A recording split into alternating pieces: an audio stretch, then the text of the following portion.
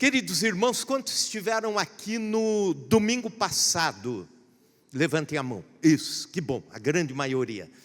Nós pregamos domingo passado sobre Atos capítulo 27, falando sobre o naufrágio, falando sobre o que acontece quando não damos ouvidos à voz de Deus. E eu gostaria de pedir para que você, nessa hora, abra a sua Bíblia em Atos capítulo 28, um capítulo à frente, para nós falarmos exatamente sobre a ilha de Malta, onde Paulo e todos os que estavam lá foram após o naufrágio. Capítulo 28, abra a sua Bíblia e nós vamos ler até o versículo 10.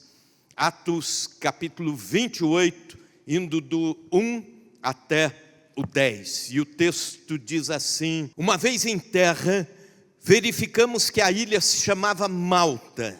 Os bárbaros trataram-nos com singular humanidade, porque acendendo uma fogueira, acolheram-nos a todos por causa da chuva que caía e por causa do frio. Tendo Paulo ajuntado e atirado à fogueira um feixe de gravetos, uma víbora, fugindo do calor, prendeu-se-lhe à mão. Quando os bárbaros viram a víbora pendente na mão dele, disseram uns aos outros: certamente este homem é assassino, porque salvo do mar, isso falando do naufrágio, a justiça não o deixa viver.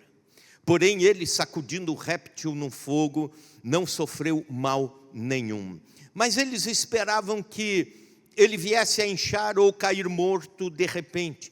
Mas, depois de muito esperar, vendo que nenhum mal lhe sucedia, mudando de parecer, diziam ser ele um deus. Perto daquele lugar havia um sítio pertencente ao homem principal da ilha, chamado Públio, o qual nos recebeu e hospedou benignamente por 3 dias.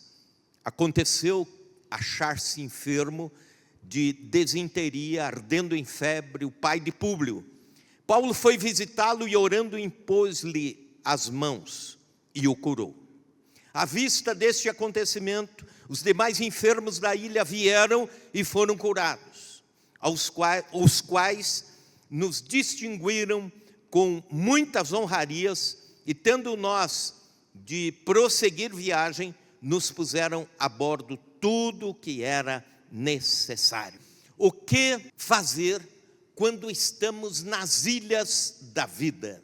Pois bem, você já planejou estar num lugar e naturalmente, porque planejou, já esperava aquele lugar e até gostava daquele lugar. Mas ao contrário disso, você já esteve num lugar onde não planejou? Ou já esteve em alguma situação em que não gostaria de estar? Você já esteve em lugares em que não gostaria de estar, mas pela circunstância foi obrigado a estar? Estar onde não se quer estar gera descontentamento, gera insatisfação. O descontentamento tem sido uma das marcas registradas deste tempo em que estamos vivendo, que chamamos de pós-modernidade. Então, na pós-modernidade existe uma quantidade de gente mais descontente do que em todas as outras épocas deste planeta. A gente descontente em todos os lugares, a gente descontente consigo mesmo, com a própria imagem. Por isso, grande número de cirurgias estéticas, gente que se olha no espelho e fica descontente consigo mesmo. A gente descontente com o trabalho. 83% dos professores, diz uma pesquisa, estão descontentes com o seu trabalho. É um grande índice, é uma estatística muito além do que nas outras profissões. 42% de todos os profissionais no Brasil, segundo a mesma pesquisa, estão descontentes com o seu trabalho. A gente descontente com o casamento, por isso grande número de divórcios. Dizem que 55% dos homens estão descontentes com o casamento, independente de pedirem ou não o divórcio. 24% das mulheres descontentes com o casamento. No ministério, pesquisa feita nos Estados Unidos da América, 40% de todos os pastores descontentes com o ministério. E chegam a dizer, se eu tivesse outra oportunidade, serviria a Deus de outra forma, mas não nesta função. Há cristãos descontentes em todas as áreas, insatisfeitos com a igreja, com a liderança, com o ministério, com os pastores, com a denominação e assim por diante. Portanto, nós vivemos num mundo de descontentamentos. Agora, o texto que nós lemos nos ensina a como viver no lugar onde a gente não planejou.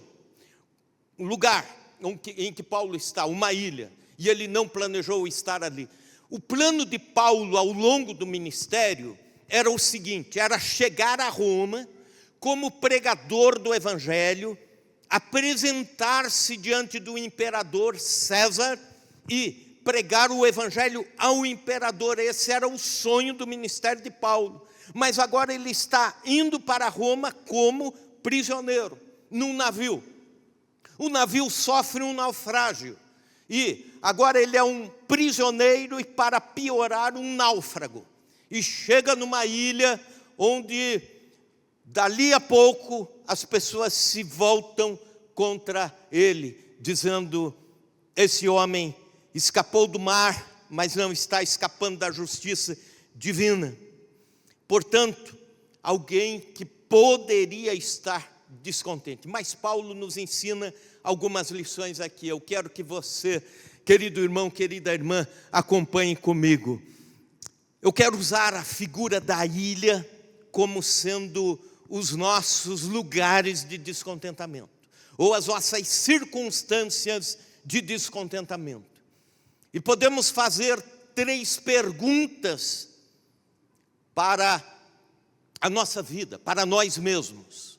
O que eu devo fazer quando estou onde não gostaria de estar? O que eu devo fazer, como eu devo agir quando estou nas ilhas da vida? E a primeira resposta é, nas ilhas da vida, cultive o espírito servo. Veja comigo o versículo 3. Tendo Paulo ajuntado e atirado à fogueira um feixe de gravetos. Eles estavam ali entre 276 náufragos. 276 pessoas, Paulo mais 275, naufragaram e estavam lá. Estavam, portanto, sem saber o que fazer. Mas Paulo teve a iniciativa de ir buscar gravetos para alimentar a fogueira. E não era tão fácil assim, porque o texto diz que eles estavam numa tempestade alguns dias, no dia anterior, e naquele mesmo dia ainda estava chovendo, diz o texto. Você já experimentou buscar graveto para a fogueira na chuva? Onde você tem que ir? Nas cavernas, ou debaixo das pedras, buscar graveto seco durante um dia de chuva. E Paulo, com muito custo, vai buscando graveto seco e forma um feixe de gravetos e traz aqueles gravetos. Paulo estava numa ilha, lugar indesejado, circunstância indesejada, mas mesmo assim ele vai servir os outros 275 que estavam com ele, que aliás alguns dias antes, ou um dia ou 2 dias antes, estavam contra ele. Lembram disso? Ele dizendo, nós não podemos sair daqui, não podemos, todos contra um. E Paulo vai e serve a todos aqueles. Ele tinha todos os elementos para dizer, eu não vou servir ninguém, né? Agora é a hora da birra. Mas ele não faz isso, né? Ele não tem complexo de vítima. Já viram aquela pessoa que diz assim: agora eu embirrei, agora eu sou vítima, e agora eu cruzo os braços e não faço mais nada por ninguém. Já vi, ainda bem que não tem ninguém assim aqui em Chapadão, né? Isso só acontece lá de Goiânia para cima. Mas Paulo não faz isso. Paulo não fica dizendo nadei e morri na praia. Ele não fica dizendo trabalhei para Jesus e olha o que eu recebo. O que eu queria era pregar o evangelho para o imperador de Roma, marcar uma audiência com ele e me apresentar como pregador. E no entanto estou aqui prisioneiro, náufrago. E nessa situação ele começa a servir. Nessa situação ele junta graveto. Paulo não se cobriu do complexo de vítima, não se entregou à murmuração, não se rendeu às lamúrias, correu atrás de gravetos, alimentou o fogo. Quando estiver onde você não quiser estar, quando estiver na circunstância em que você não quiser estar, mesmo assim, continue a servir. Mesmo assim, continue a buscar gravetos para a fogueira. Isso me lembra a figura de um grande pregador romeno que eu conheci na minha adolescência. Talvez alguns aqui já leram o livro Torturado por Amor a Cristo. Reverendo Richard Wurmbrand. Não sei se acertei o nome dele, mas este homem ficou preso 14 anos por ser um pastor que se pronunciou contra o regime comunista do leste europeu. E por causa disso ele foi preso, sua igreja fecharam as portas, porque os crentes foram perseguidos e assim por diante.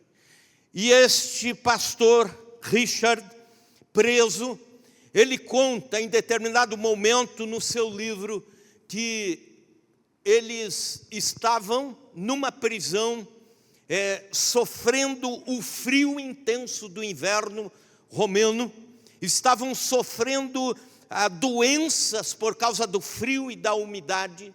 Alguns prisioneiros estavam morrendo, dia após dia morria alguém na cela, e eles estavam subnutridos, sofrendo torturas, e recebiam por dia uma cumbuquinha de feijão. Só que o problema é que não tinha feijão no feijão. Tinha água e tinha 3 ou 4 grãozinhos de feijão naquela cumbuquinha de água. Não seria nem uma sopa de feijão. Seria água com 3 ou 4 feijões. Um pão embolorado. Um pão velho, que se comessem, piorava, ficavam doentes. E normalmente eles faziam o seguinte: comiam o pão, uma parte num dia, outro dia outra parte, guardavam um pouquinho, mas ele diz o seguinte, que entre os presos políticos, eles estavam lá entre 3 ou 4 pastores na cela, e esses pastores, servos de Deus, costumavam guardar, cada um deles, 1 grão de feijão no bolso, e 1 pedaço do pão no bolso. Para que era? Era para aqueles que estavam mais fracos. Então aqueles prisioneiros que estavam quase morrendo, recebiam como oferta daqueles homens de Deus, alguns feijões a mais, e 1 pedaço de pão a mais. Mesmo na prisão, estavam servindo. Mesmo na prisão, estendendo a mão. Existem pessoas que servem, sim. Existem pessoas que servem por servir. Não que o coração esteja no serviço. Já viram aquela situação de alguém bater na sua porta e dizer: arruma por favor alguma coisa para eu comer? Já aconteceu isso. E aí você vai, corre lá para dentro, busca alguma coisa, entrega rápido, mas não porque ama aquela pessoa. Entrega rápido porque quer se ver livre daquele incômodo. E esses tempos eu me peguei fazendo isso. E eu disse: Senhor, me perdoa, porque agora eu quero fazer diferente.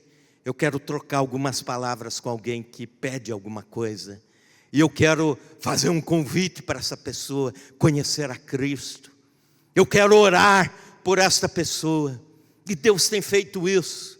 Num domingo aqui, depois do culto, veio um senhor aqui, todo maltrapilho, pedindo... ele nem estava pedindo dinheiro, ele estava pedindo que por favor alguém orasse por ele. E aí nos reunimos ali, eu e alguns jovens, falamos de Jesus, oramos por ele, demos um abraço.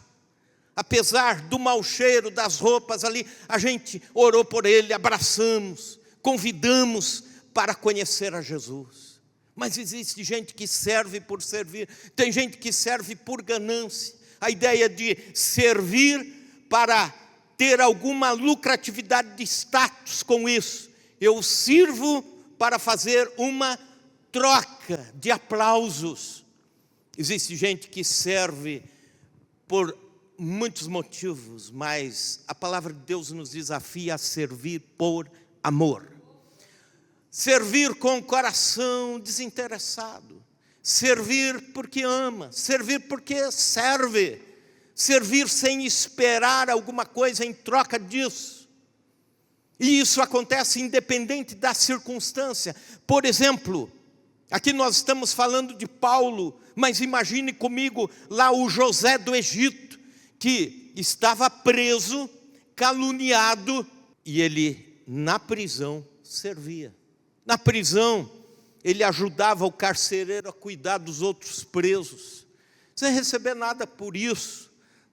A Bíblia diz, Gênesis 39, 22, o qual confiou às mãos de José todos os presos que estavam no cárcere.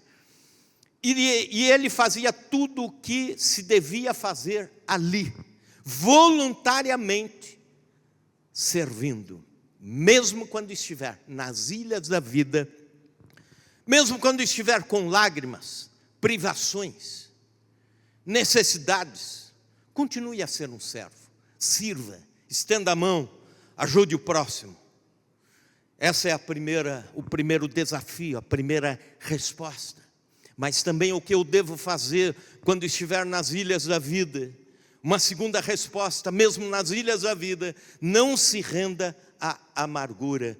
Versículo 4, veja comigo. Quando os bárbaros, isto é, os moradores daquela ilha distante, viram a víbora pendente na mão dele, disseram uns para os outros: certamente esse homem é assassino, porque salvo do mar, a justiça, com letra maiúscula, falando então da justiça divina, não o deixa viver. Paulo está sendo julgado precipitadamente por todos que estavam ali. Os 275 náufragos e mais alguns dos bárbaros ali, os moradores da ilha. De que forma? Quando Paulo juntou o feixe de gravetos e foi jogar os gravetos no fogo, uma cobra venenosa, uma víbora, lhe picou. E diz o texto que ela pendurou no braço de Paulo. E aí, Paulo, depois da picada, joga a víbora no fogo e todos ficam olhando. Agora ele vai inchar e ele vai morrer. E já fazem um juízo de Paulo, dizendo: ele escapou do mar, do naufrágio. Mas o cara é tão ruim que escapou lá, agora não escapa aqui. Já viram como que a sociedade julga as pessoas? Já viram como que estabelecem julgamentos rápidos a respeito de alguma coisa? Você olha uma cena e já faz o julgamento disso. Você ouve alguma coisa e já faz o julgamento disso. Você ouve falar mal de alguém e já toma partido. Você, às vezes, nem ouve o outro lado da história. Dizem que toda a história tem 3 lados.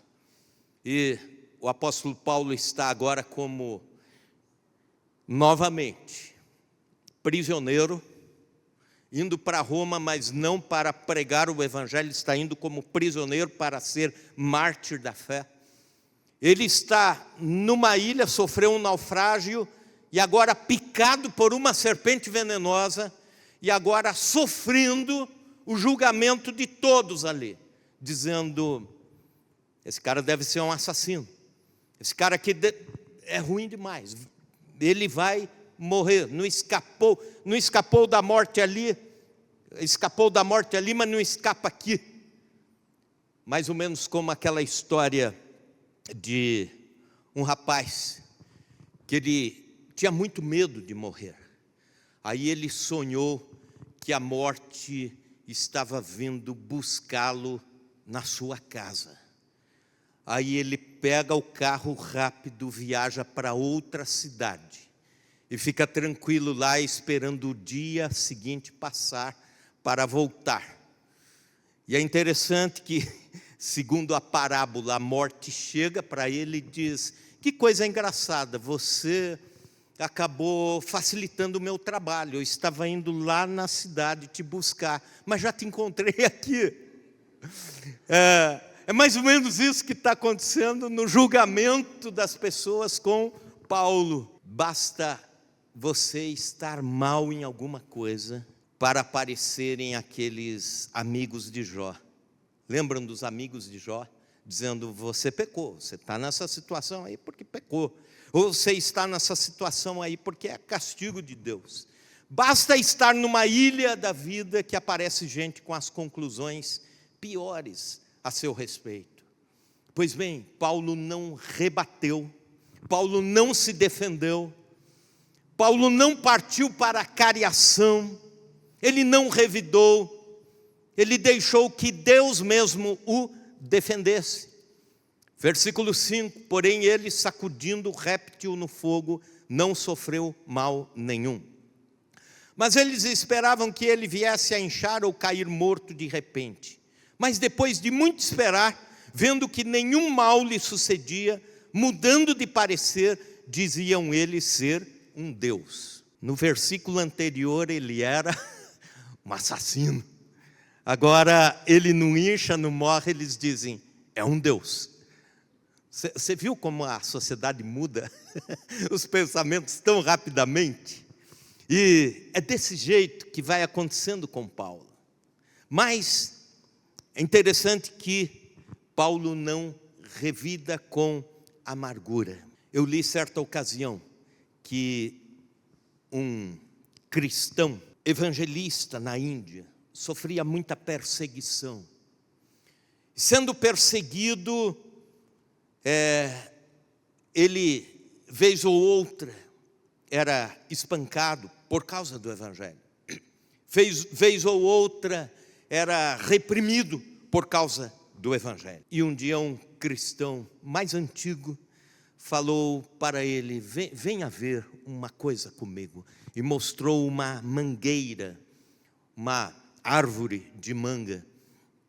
E ele disse: todas as vezes que essa árvore produz mangas boas, os jovens, ou então os adolescentes, as crianças, vêm, jogam pedras, tiram as mangas, batem de forma que os galhos ficam feridos, mas ela continua a produzir mangas. E quando chegar no outro ano, ela vai produzir mais, e depois mais ainda. E ele disse: sabe por que fazem isso com você, querido irmão? É porque você produz frutos. Você produz para o reino de Deus.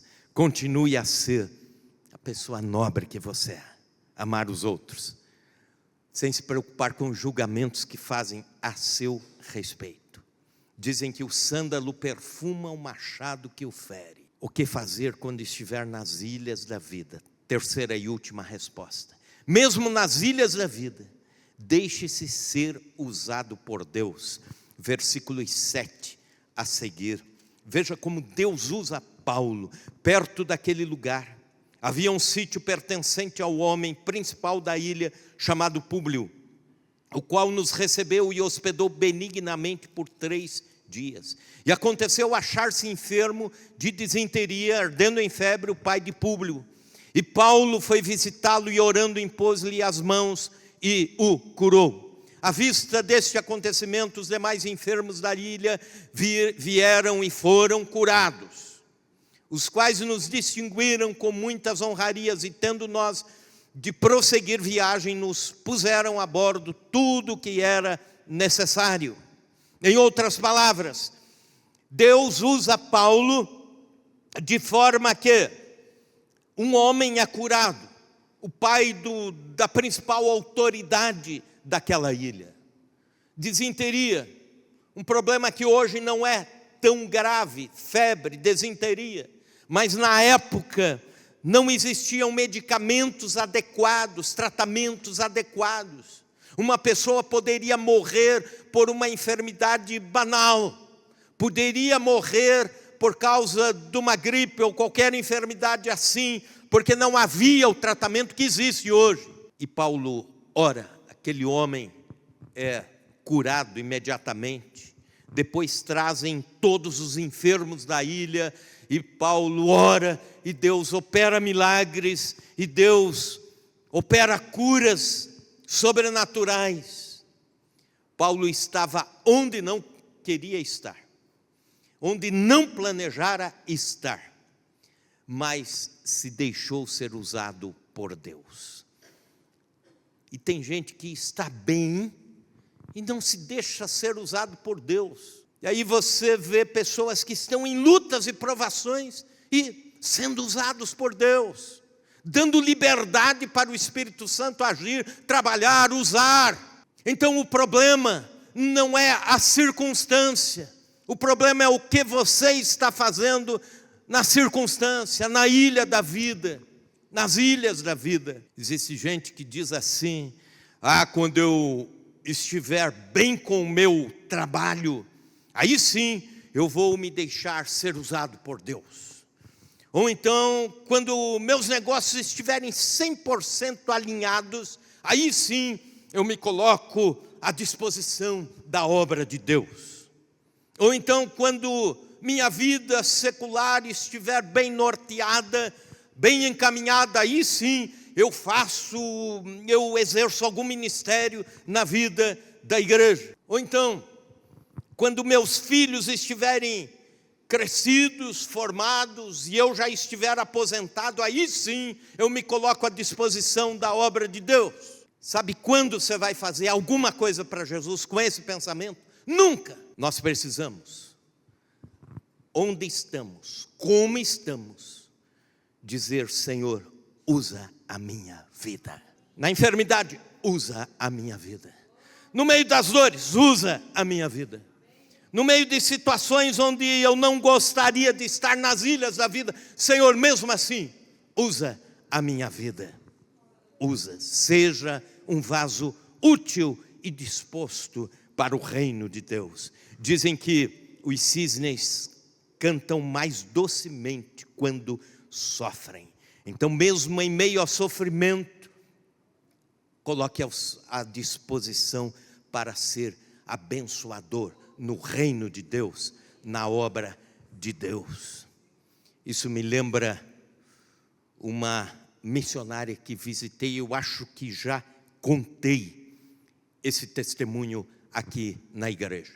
Missionária Nazaré, de saudosa memória. Era a melhor missionária da MIAF, Missões para o Interior da África. Ela servia a Deus em zonas de conflito, lá na Somália, no Djibouti. Em 2007, nós fomos com os irmãos da diretoria até o Djibouti para visitar missionários sul-americanos, e entre eles a Nazaré. E a Nazaré estava contando o seguinte: a gente perguntou isso: como que você ganha almas para Jesus? Como você prega o evangelho se o país é extremamente muçulmano? Não existe nenhuma liberdade de culto, nenhuma liberdade para falar de Jesus. Aí ela disse o seguinte: sabe como? Quando as mulheres vão para o hospital doentes, a família fica com medo da morte, fica com medo que a pessoa morra, então abandonam lá. E a pessoa que está internada, a mulher que está internada, já não faz nenhuma diferença. Eles deixam que ela ouça sobre Jesus, sobre a fé cristã. E então é a oportunidade para pregar de Jesus, falar de Jesus. Certo? E como isso acontece? Se você não pode ir para o hospital para evangelizar. Ela falou assim: Deus usa as mulheres da igreja. Quando elas ficam doentes, a gente já sabe, tem um propósito. Elas vão para o hospital e lá elas vão falar de Jesus às outras mulheres, às muçulmanas, e elas vão se converter a Cristo. Lá elas conseguem testemunhar. Lá elas não têm medo da morte. As crentes sorriem enquanto as outras amedrontadas choram. E ela falou: e é assim que a igreja cresce, com mulheres crentes ficando doentes e indo para o hospital. Você gostaria de participar de um ministério assim?